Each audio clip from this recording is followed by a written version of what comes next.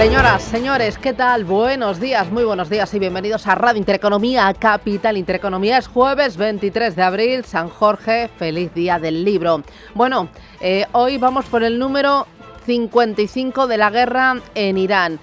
Las bolsas están subiendo. Hay compras en Asia, algunas de ellas están en zona de máximos y el crudo reconquista los $100. En tiempo real lo tenemos en $103,08. Vuelve arriba. Los mercados están muy atentos a cada tuit, cada declaración y cada gesto del presidente de Estados Unidos. Donald Trump ve posible retomar este viernes las negociaciones con el gobierno iraní en Pakistán. Simplemente dijo es posible cuando el diario The New York Post le preguntó por una eventual reanudación de las conversaciones en las próximas horas. Irán parece que está dispuesto a negociar.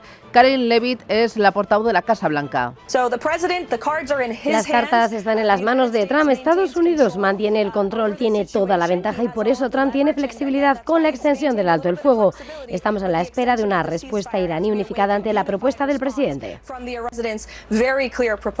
Y como digo, Irán parece que está dispuesto a negociar, pero hay que ser prudentes porque Irán continúa con su desafío. Aseguran a través de su Cancillería que no negociará con Estados Unidos hasta que no se produzca el desbloqueo completo del estrecho de Hormuz y Washington abandone su juego mediático. Se impone la cautela con cada mensaje, con cada frase, porque en la guerra el relato es uno y la realidad es otra. De momento, alto el fuego que se mantendrá vigente hasta que Irán presente una propuesta o concluyan esas conversaciones. Irán mantiene bloqueado el estrecho de Hormuz y Estados Unidos aplica un bloqueo naval contra buques y puertos iraníes. Pakistán, el mediador, sigue trabajando para hacer posible ese encuentro entre ambos bandos. Y mientras tanto, aquí en Europa, los líderes se van a reunir hoy jueves en Chipre para buscar una salida conjunta a la crisis energética provocada por la guerra en Irán. Rubén Gil, buenos días. Buenos días, así es. Sobre la mesa de esta cumbre va a estar el paquete de medidas que anunciaba ayer la Comisión Europea, entre las que destaca la posibilidad de compartir queroseno, reducir los impuestos a la luz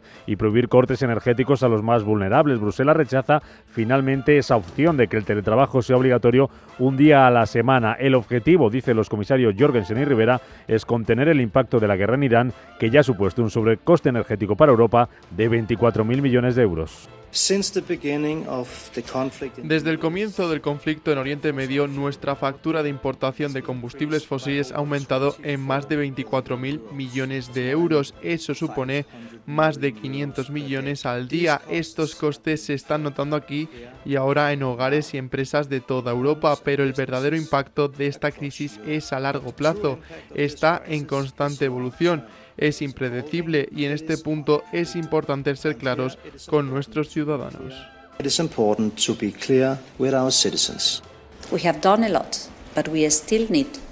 Hemos hecho mucho, pero todavía necesitamos hacer más para acelerar, pero también para proteger, para desarrollar un escudo para quienes podrían estar sufriendo más.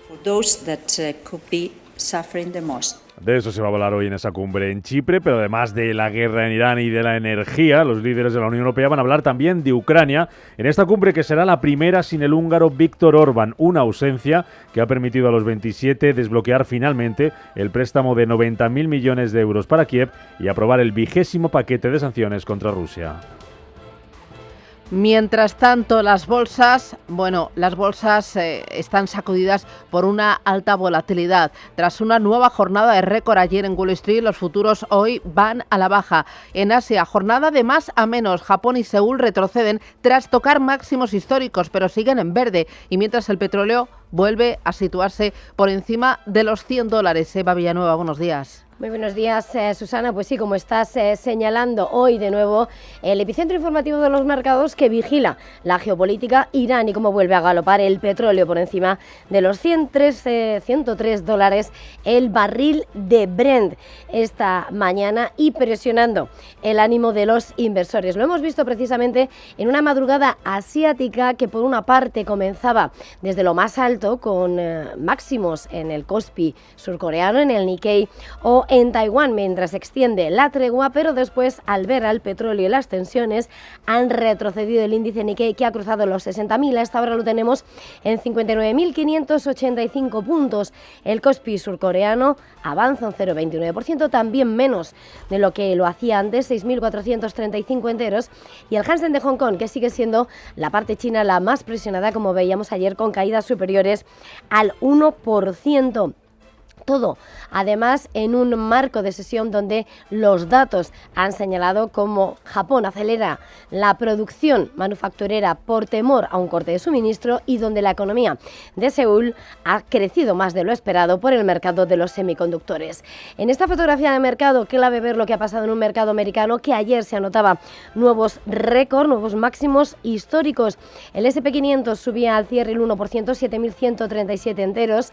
El Nasdaq lo hacía incluso algo mejor, unos 73%, y el Dow Jones, el de la economía más tradicional, avanzaba el 0,70%. Sin embargo, el ánimo se enfría a esta hora y retrocede en página de futuros un 0,53%. Importante ver lo que pasa en el mercado de divisas, donde el dólar se ha convertido en el refugio durante todo el tiempo de conflicto. Solo amainaba cuando el apetito por el riesgo se disparaba. Pues bien, vemos cómo ahora se sigue fortaleciendo, fluctúa cerca de su máximo de una semana y media. Lo tenemos en ese índice que lo compara frente a las 10 principales divisas en 98,66 unidades. Y el euro dólar, la divisa comunitaria, frente al billete verde, retrocediendo a 1,1701, a punto de reducir ese 1,17 tras haber tocado la jornada de ayer su nivel más bajo desde el 13 de abril. Importante ver lo que pasa en el mercado de deuda, en ese Treasury, el mercado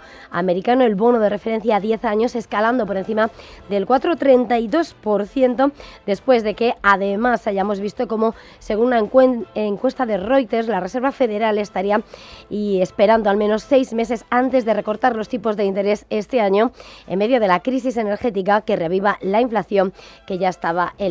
Con todo esto, además, vemos como el oro a esta hora está retrocediendo. Si el dólar sube, $4.708, y vemos como en página de futuros, a la hora de ver lo que está haciendo el mercado europeo, se prepara para una apertura con una caída superior al 1%. La macro importa, la guerra preocupa y los resultados empresariales están ahí, de frente. Estamos esperando que de un momento a otro publique Bankinter sus cuentas, que los suba la Comisión Nacional del Mercado de Valores. Habrá otras compañías que estamos esperando para los próximos minutos, Renault, Orange, y del otro lado del charco hemos conocido las cuentas de Tesla, que por el momento, Roberto Sol, no convencen al mercado. Buenos días. Buenos días. La compañía decepciona con sus ingresos de este primer trimestre, que se colocan en 22.390 millones, unos 200 millones menos de lo que esperaban los analistas, lo que le hace caer en After Hours un 2%. Eso sí, la empresa logra un beneficio neto de 477 millones, un 17% más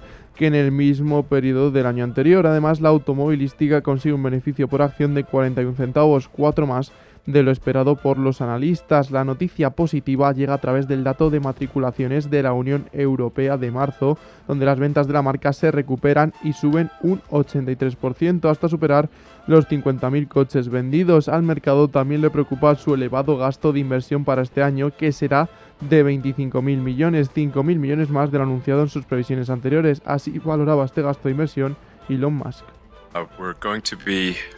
Vamos a aumentar considerablemente nuestras inversiones en el futuro, por lo que cabe esperar un incremento muy significativo de los gastos de capital, aunque creo que está plenamente justificado por el aumento sustancial de los ingresos futuros. Y obviamente Tesla no es la única en esta situación. Creo que han visto cómo la mayoría, si no todas, y sin duda las principales empresas tecnológicas, están aumentando considerablemente sus inversiones de capital, y nosotros vamos a hacer lo mismo. En las últimas horas también es protagonista IBM, se desploma un 8% en After Hours después de que sus ingresos de más de 15.000 millones hayan crecido a un ritmo más lento de lo esperado y su previsión de crecimiento de los mismos para 2026 sigue anclada en el 5%. Y ya comienza el goteo de resultados empresariales en Europa. Tome nota porque tenemos unos cuantos: Nestlé, Nokia, Renault, Roche, Rubén Gil. Tenemos baile esta mañana, vamos con las cuentas de Nestlé, que reduce las ventas casi un 6%, un 5,7% en el primer trimestre del año. Ha presentado cuentas también la farmacéutica Roche, que eleva las ventas un 6% a tipos de cambio constante y confirma sus previsiones para este año. Facturación de más de 14.700 millones de euros. Ingresos también de Renault, que en el primer trimestre del año aumentaron un 7,3%, por encima de 12.500 millones de euros. Y la última a presentar cuentas, Nokia, el grupo de telecomunicaciones, con unos ingresos en línea con las expectativas, sale de pérdidas, obtiene un beneficio operativo de 62 millones de euros y aumenta Nokia sus ingresos un 2,4%. Son las 7:10, esto es Radio Intereconomía. El jueves nos trae más noticias.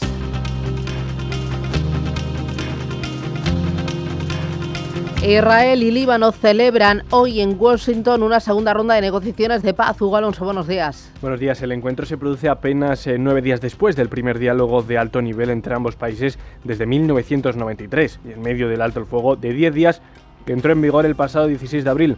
La tregua, sin embargo, no ha servido para poner fin al intercambio de ataques entre el ejército israelí y Hezbolá. Alemania e Italia recortan su previsión de crecimiento por la guerra de Irán. El gobierno italiano espera para este año un crecimiento del PIB de 6 décimas, una menos de lo previsto, mientras que en Alemania el gobierno recorta ese crecimiento a la mitad y estima un avance de solo el 0,5%.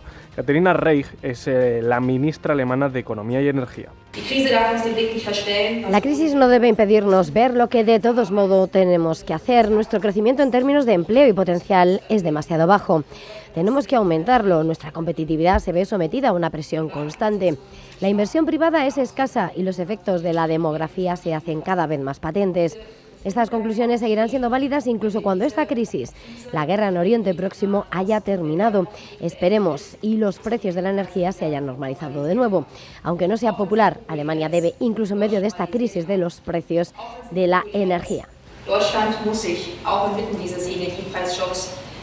Más asuntos. Los accionistas de Warner Bros. Votan este jueves la oferta de Paramount para comprar la compañía por 111.000 millones de dólares. Una operación cuya finalización está prevista para el primer trimestre de 2026 y que está sujeta a la aprobación de los accionistas y a las autorizaciones regulatorias, incluida la del Departamento de Justicia de Estados Unidos. Se espera que los accionistas de Warner apoyen a esta propuesta, que cuenta con el respaldo unánime de los consejos de administración de ambas compañías. La OCDE alerta a España del fuerte aumento de las bajas laborales. El organismo afea al gobierno las elevadas tasas de absentismo y critica la falta de incentivos para la vuelta al trabajo. El estudio de la OCDE sitúa a España con el tercer mayor volumen de bajas por enfermedad de todos los países de la organización, con casi 5 semanas de baja por empleado al año. Partido Popular y Vox alcanzan un acuerdo para gobernar Aragón. El pacto permitirá la investidura de Jorge Azcón como presidente de esta comunidad. Da 3 consejerías a Vox e incorpora el término prioridad nacional Y más asuntos que nos quedan en esta jornada. El Gobierno y el Partido Popular tumban en el Congreso la moción de Vox para dar prioridad nacional en el acceso a ayudas públicas. La iniciativa presentada en forma de moción pretendía blindar el concepto en acceso de ayudas y servicios públicos. Sin embargo, el Partido Popular defiende que los extranjeros con arraigo tengan el mismo derecho que los españoles al aplicar la prioridad nacional. 7:17, miramos a los mercados, vamos a tener la fotografía, los datos macroeconómicos, hoy tenemos unos cuantos y sobre todo cascada de resultados a uno y otro lado del Atlántico. En los próximos minutos vamos a ver cómo los futuros y cómo las bolsas en apertura digieren las cuentas de grandes gigantes de diferentes sectores. Bueno, vamos a ir al lío, vamos a ir con el tiempo real y empiezo con los futuros americanos, que vienen, Roberto, en rojo. Hoy se imponen las caídas. Hoy caída de medio punto para el futuro del Nasdaq 100, baja un 0,54%, el del S&P 500 y el Dow Jones apunta a un descenso en su futuro del 0,67%. El VIX de volatilidad plano, 20,77 puntos. Bajan con más intensidad los futuros en Europa. Los de Alemania, un 1,06%. Los del Eurostock 50, un 1,02%. En Asia la jornada, decía Seba, ha ido de más a menos. Pues sí, pero lo que predomina ahora mismo son la mayoría y absoluta fotografía de números rojos. Tenemos al Nikkei, que como decíamos ha llegado a cruzar ese máximo histórico por encima de los 60.000, ha llegado a marcar 60.013,98 puntos y ahora cae casi el 1%, 59.027 enteros. También importante ver la plaza de Seúl, el Kospi, que se mantiene de forma tímida en los avances del 0,11%, 6.434 enteros, hoy que también ha marcado nuevos máximos y viendo cómo en India el Nifty retrocede 0,55% hasta los 24.245 puntos. En cuanto a Australia, el ASX 200 retrocede un 0,78%, 8.774 puntos. Y en la parte china, las mayores caídas, igual que ayer, el Hansen de Hong Kong abajo el 1%, 25.887 puntos. Y Shanghái 0,77% a la baja, 4.074 enteros. Vamos ahora con Bitcoin y con Ethereum, la principal criptomoneda, 77.943 $. Nada, ni se mueve frente al día de ayer. Ethereum sí recorta un 2%, tiempo real $2.348. Esta es la instantánea. Vamos con el contenido.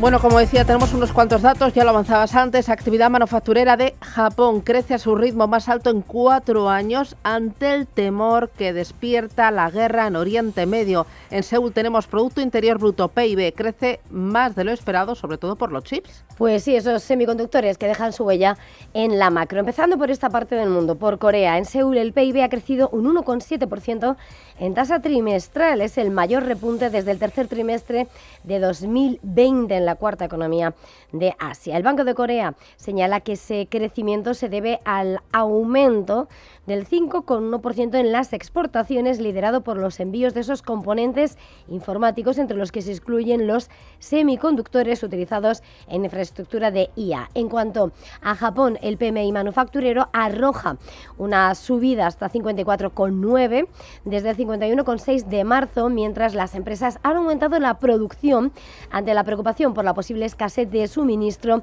que se desata de las tensiones en Oriente Medio. El sector servicios, sin embargo, su actividad se ralentiza, el ritmo más lento en 11 meses, por las presiones inflacionarias que se intensifican en este contexto. Con todo, la confianza empresarial se debilita hasta su nivel más bajo desde agosto de 2020. Mirando a la tecnología, en Seúl las acciones de SK Hynix han conquistado máximos tras multiplicar por 5 sus beneficios trimestrales. Aleja cualquier preocupación sobre la demanda. Pues sí, su jefe de ventas, que acaba de decir que las peticiones, que la demanda de esos suministros de chips durante los próximos 3 años ya supera con creces su capacidad de producción.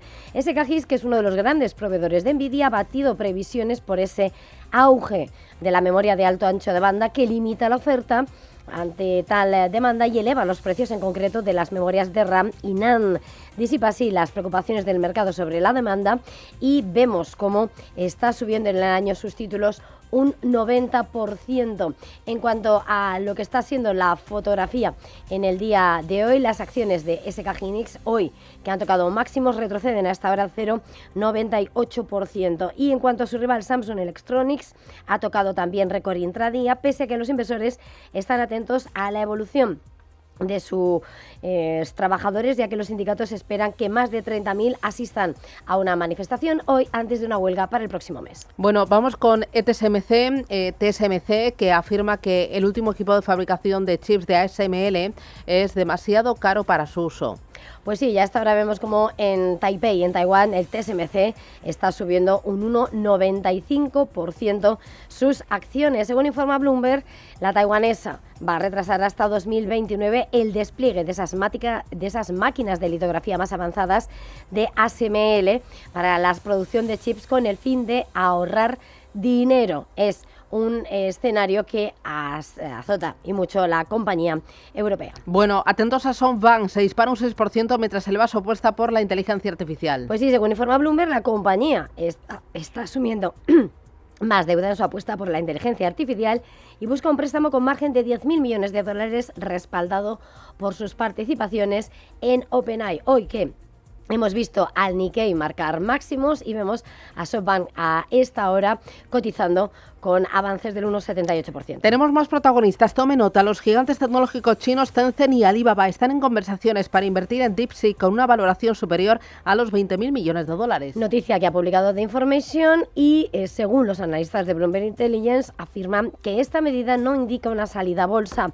La startup se está expandiendo al campo de los agentes de IA para competir con OpenCloud a medida que los inversores se protegen ante la débil monetización de la IA en el mercado chino, dominado por el código tuvo abierto. Vamos ahora con Lululemon. Anuncia que elegirá a un ex ejecutivo de Nike como su próximo director ejecutivo. Pues sí, es una de las noticias que ha sacudido a ese mercado deportivo. Heidi O'Neill se va a unir a Lululemon Athletic en septiembre como en el puesto de dirección ejecutiva y reemplazará a Calvin McDonald's.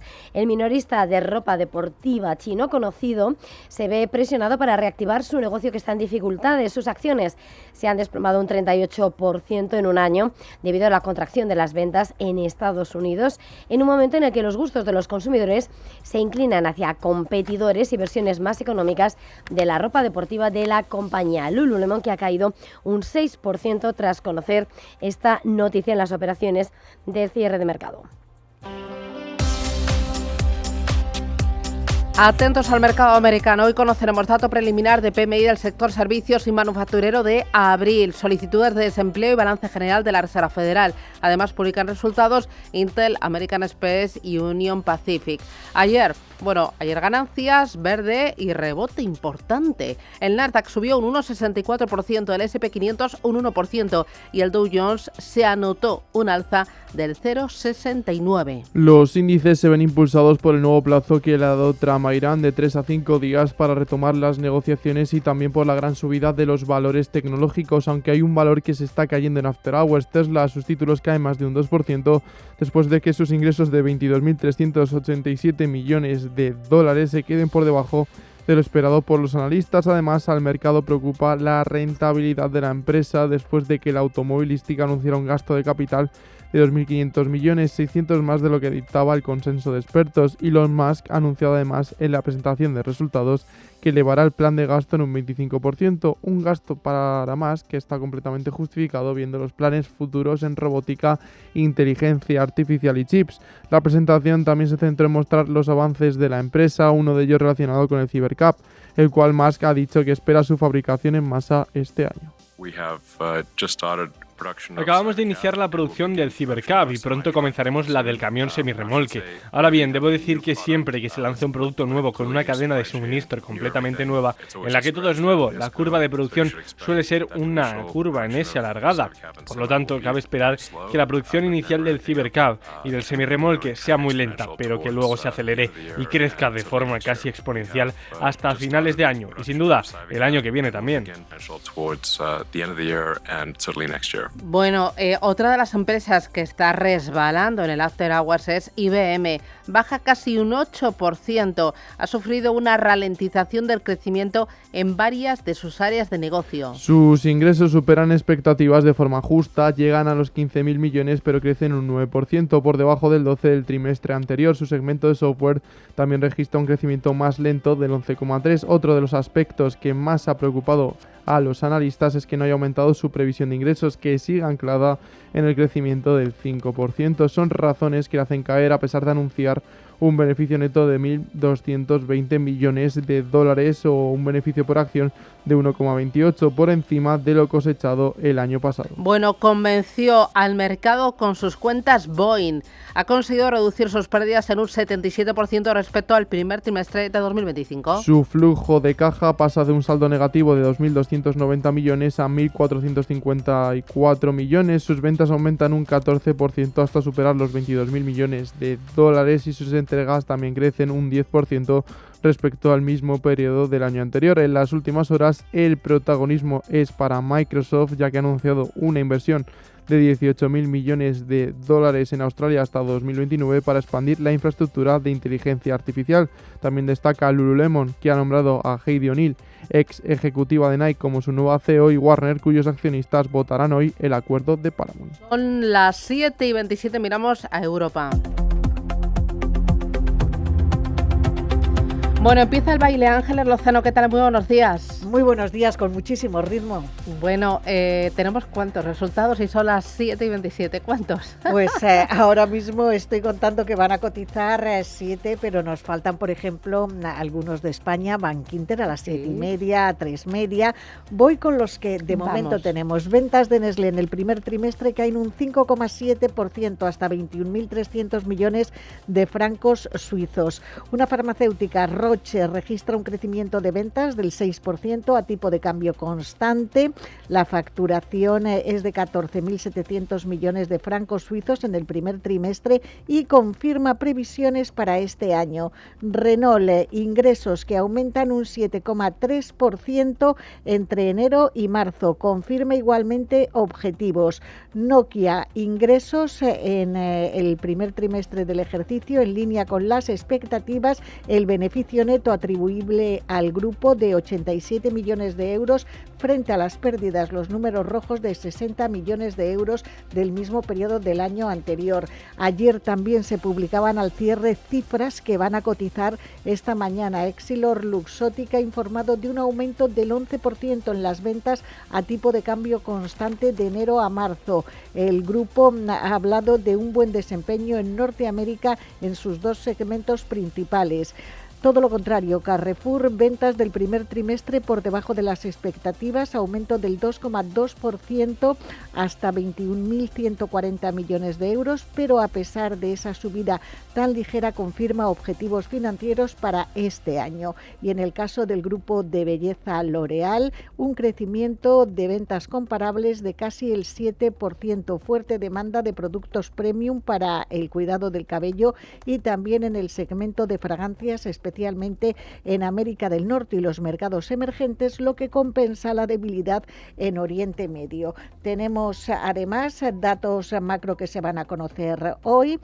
PMI compuesto de abril en la eurozona y en el Reino Unido, pagan dividendo Unicaja y Airbus, y también sabemos que Digi, la operadora de telecomunicaciones de origen rumano, ha decidido suspender el proceso de salida a bolsa de su filial en España por la inestabilidad de los mercados. Bueno, del día de ayer, ¿con qué te quedas? Un par de pinceladas. El IBEX 35 consiguió aguantar los 18.000 puntos. Parece que ese objetivo se pone difícil hoy porque los futuros vienen con caídas. Parte desde 18.006. Ayer bajó un 0,75%. Entre los valores más bajistas, Amadeus, IAG o Telefónica, que caían más de un 3%. Subidas para Repsol, Solaria, Acciona Energía o Enagas. Y en el resto de Europa vimos al DAX alemán dejarse un 0,3, París cayó casi un punto porcentual, Milán un 0,25 y el FT100 de Londres un 0,2. Y una cosita más, una advertencia. La Comisión Nacional del Mercado de Valores dice que hay más OPAs, ofertas públicas de adquisición de acciones, que salidas a bolsa y por lo tanto Carlos San Basilio reclama medidas. El presidente del supervisor pide ayuda al Tesoro para mejorar el acceso al mercado. Esto pasó en la conferencia anual del mercado de capitales español de la Asociación de Mercados Financieros en Europa, que se celebró ayer en Madrid. Las acciones pierden peso frente al conjunto de la economía, advirtió, alzó la bandera el presidente de la CNMV. Vamos a analizar qué es lo que está pasando en el mercado para entender pues hacia dónde van los flujos de capital y qué es lo importante realmente. Me acompaña Hernán Cortés, que es socio fundador de Olea Gestión. Hernán, ¿qué tal? Muy buenos días. Muy buenos días, Susana. Bueno, estoy viendo a las bolsas que siguen muchas de ellas en zona de máximos, atrayendo dinero. Veo al petróleo rebotar otra vez, reconquistando los $103 y parece que a pesar del shock energético, de los miedos inflacionistas, hay apetito por el riesgo y la renta fija está muy volátil. ¿Cómo estás viendo estas últimas horas sabiendo que la tregua va a ser indefinida? Sin duda hay apetito por el riesgos, porque si no, no estarían las bolsas en máximos. La americana está en máximos, la europea no lo está, pero está muy cerca, ¿no? Yo lo que creo es que al final, después de 15 años de riesgo, de eventos geopolíticos, todo el que vendió después de alguno de estos eventos se ha equivocado. Al final todo se ha solucionado, un poco antes, un poco después, y el mercado ha llegado a un punto de confianza, quizás excesivo, no lo niego, con que todos los problemas se acaban resolviendo. El tiempo lo resuelve todo. Entonces, bueno, yo estoy de acuerdo que, dadas las circunstancias, es previsible que ambas partes deberían de tener interés en solucionarlo, y que lo lógico y lo racional es que se llegue a un acuerdo y este problema pues se de estrechez de suministro se solucione, pero es verdad que de momento pues, garantía no hay. Otro de los activos que vigilamos muy de cerca es el dólar, que ha perdido las ganancias obtenidas durante la guerra. Ha hecho un movimiento de ida y vuelta, quizás porque cree que el conflicto está próximo de resolverse, como dices, cuando los intereses de ambos lados se alineen. Sí, bueno, el dólar estaba más o menos en 1,18 cuando empezó el conflicto y bajó hasta 1,15 y ahora está en 1,17. Se está moviendo en rangos bastante estrechos y lo que no se está cumpliendo son las previsiones más agoreras que había en mercado, con las que no estábamos de acuerdo, que el dólar se iba a ir por encima del 1,20 contra el euro, ¿no? Al final el 1,20 se está mostrando de momento por lo menos, una barrera muy difícil de superar. Yo creo que claramente la economía americana tiene factores a su favor como para que ese tipo de cambio pues no vea la luz, ¿no? O sea, un diferencial de crecimiento económico a favor de Estados Unidos, un diferencial de tipos de interés a favor de Estados Unidos, una dinámica económica mucho más ágil en Estados Unidos, te lleva a pensar a que no tiene mucho sentido que el euro-dólar supere el 1,20. Y desde luego para Europa no es nada conveniente que el euro-dólar supere el 1,20 porque debilitaría el crecimiento vía sector exterior. Todos los activos están muy pendientes de las cifras de inflación. Ha habido un repunte en los últimos datos que hemos conocido en Europa y en Estados Unidos y el temor es que esa inflación se convierta en pegajosa en el segundo semestre de este año. ¿Cómo estás viendo las últimas declaraciones de los banqueros centrales y también las expectativas del mercado en cuanto a movimiento de tipos? Bueno, los bancos centrales de momento están adoptando una posición que yo creo bastante razonable, que es la de esperar y ver, ¿no? O sea, decirte, porque claro, si me precipito y muevo ficha y subo tipos de interés porque la inflación repunte temporalmente y se llega a un acuerdo en corto plazo de tiempo, los precios de la energía vuelven a bajar, pues queda un poco de tonto, ¿no? Entonces, yo creo que prefieren en este momento esperar, tener más datos de inflación alta. De momento tenemos un mes de inflación alta, que ha sido marzo, y en la medida que pueda haber 2 o 3 meses, moverán ficha. Siempre y cuando vean que el riesgo de traspaso de la inflación general a la subyacente sea un riesgo bastante evidente, ¿no? Cosa que en este momento no se está produciendo, ¿no? O sea, ha subido la inflación general más entre un 0,7 y un 1%, dependiendo de los países, pero la subyacente se mantiene estable. Entonces, bueno, vamos a ir viendo y tal. El mercado está descontando en Europa 2 subidas de tipos y en Estados Unidos que no va a haber subidas. Si bien hasta hace poco descontaba que iba a haber 2 o 3 bajadas, por lo que al final las expectativas evidentemente han cambiado. Bueno, yo soy de la opinión de que los bancos centrales no van a poner en riesgo el crecimiento. En el caso de Europa estamos hablando de crecimientos económicos en este momento por debajo del 1% para 2026 y ligeramente por encima del 1 para el 2027. Entonces, yo creo que el Banco Central Europeo va a ser bastante reticente a subir los tipos, con lo que va a ser una solución de última hora y en caso de que la inflación de verdad se vaya claramente a niveles cercanos al 3%. Lo que me dices vale también para Estados Unidos. La Reserva Federal reticente a subir tipos de interés. Kevin Warsh en las últimas horas, en las últimas jornadas, no ha hecho más que alzar la bandera de la independencia del presidente Donald Trump. ¿Esto cala en el mercado? Sí, yo creo que el mercado ha hecho una lectura bastante positiva. Es verdad que la comparecencia en el Congreso de Warsh ha pasado bastante inadvertida, porque claro, en este momento solo hablamos del conflicto de Irán y cualquier otra cosa pues pasa a un segundo plano. Yo creo que él sí hizo una defensa clarísima del mandato del Congreso a la FED de la estabilidad de precios y fue rotundo en ese tema. Fue rotundo en la independencia de la FED y el tema que, digamos, está más en cuestión es el tema del uso del balance. El balance de la FED ha aumentado considerablemente en los últimos años. En una primera etapa, después de la crisis financiera del 2008, que se utilizó el balance para despejar los temores a que esa crisis financiera contrajera el crédito y la liquidez en el sistema, y el COVID, pues por las mismas razones, ¿no? Un evento como el COVID, que no había pasado nunca, pues generó bastante pánico en el sistema sobre las posibilidades de que hubiera una contracción del crédito, ¿no? Y bueno, pues el balance pasó de 2 trillion a 8 trillion y en los últimos 2-3 años se ha reducido de 8 trillion a 6 trillion. Pero Worst tiene la opinión de que eso no es una función del Banco Central Americano, de la FED.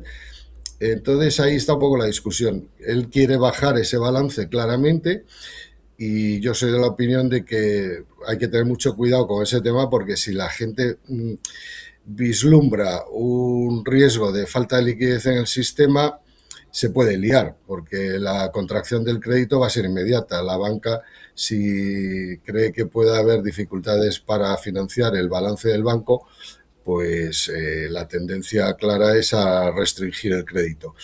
Entonces, bueno, yo creo que es algo que se puede ir acometiendo, pero con mucho cuidado. Oye, para terminar, ¿hay algo más que veas interesante en el mercado, más allá de bonos, más allá de expectativas de tipos de inflación, de esos máximos de las bolsas? ¿Hay algo que tú digas, uy, cuidado? Bueno, siempre hay riesgos por ahí de cola geopolíticos, pero claro, dices tú, bueno, pues si China invade Taiwán, pues bueno, claro, pues eso sería un evento de difícil digestión para los mercados, ¿no? Yo creo que no vislumbro ningún evento con una alta probabilidad en el corto plazo, desde luego, que pueda poner en riesgo la estabilidad de precios en el mercado. La verdad es que el tema más importante es que se resuelva el tema del Golfo Prosecco, porque si hay un estrangulamiento en la salida de suministros del Golfo, pues tenemos un problema. Y en Europa pues también lo tenemos, bastante más acuciado que desde luego Estados Unidos. Pues Hernán Cortés de Teoría Gestión, gracias por ese análisis. Iremos viendo cómo se da la jornada. Un abrazo, que tengas buen negocio. Gracias, Susana. Un abrazo. Gracias.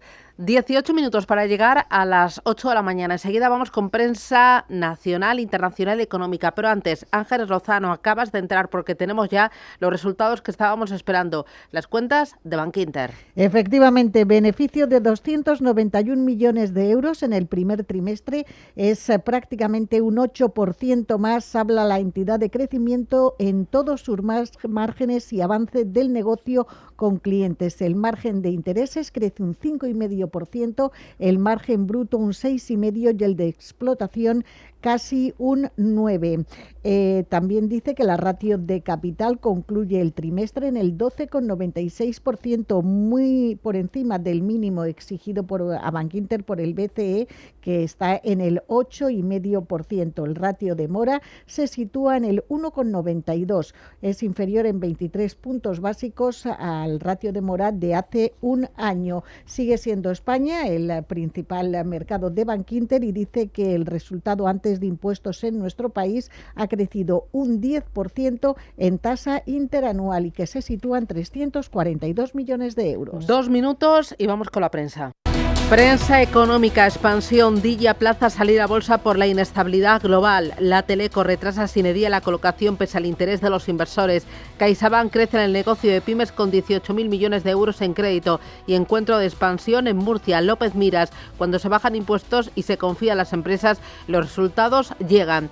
En 5 días, Madrid rehace su plan urbanístico para multiplicar las nuevas viviendas. Digi retrasa la salida a bolsa por la volatilidad. El grupo húngaro que pujó por Talgo deja el litigio contra España y cuenta también que Telefónica gana un pleito de 500 millones al gobierno de Colombia. En el diario El Economista, oleada de ERES, expedientes de regulación de empleo en las empresas por el conflicto de Irán y la inteligencia artificial. Grifols rompe su alianza histórica con Orzo por 55,5 millones y cuenta también que España entra en el top 10 de países OCDE que más graban el trabajo. Prensa nacional e internacional. El País señala en su portada que Vox en la investidura de Guardiola, los nuestros, los primeros. Mientras tanto, en el Mundo dicen que Koldo exhibe el descontrol de pagos en cash en Ferraz. La Razón destaca en portada que Azcón será presidente bajo el fuego abierto en Madrid entre PP y Vox. Y el ABC titula que Guardiola y Azcón ajustan con Vox la prioridad nacional. Y ahora nos vamos a Estados Unidos para comenzar el repaso de la prensa internacional, donde The Wall Street Journal titula sobre la guerra aérea en Irán que da paso a un estancamiento paralizante en Hormuz. La decisión del presidente Trump de extender un frágil alto al fuego mientras mantiene su bloqueo a Irán inaugura una nueva y perjudicial fase del conflicto. Mientras tanto, el Washington Post informa de que John Phelan fue destituido como secretario de la Marina tras 13 meses y el New York Times destaca en su portada que Irán mantiene un control absoluto sobre el estrecho incluso después del alto al fuego. Nos vamos al repaso de las cabeceras europeas. En Alemania, el Handelsblatt señala que los coches eléctricos están experimentando un auge en Europa por dos razones. Los altos precios del combustible no son una de ellas, dice el diario. Frankfurter Allgemeine, por su parte, señala que la guillotina de la IA se precipita. La startup estadounidense Objection afirma poder verificar la veracidad de las noticias. Reino Unido, The Times destaca que Starmer podría enfrentarse a una investigación por corrupción relacionada con el escándalo de Mandelson, mientras que el Financial Times, por su parte, señala que el secretario de la Marina estadounidense fue destituido en medio del bloqueo a Irán. Y terminamos en Francia con portada de Le Monde. Estados Unidos ha ordenado a decenas de petroleros que abandonen la zona frente a la costa de Irán.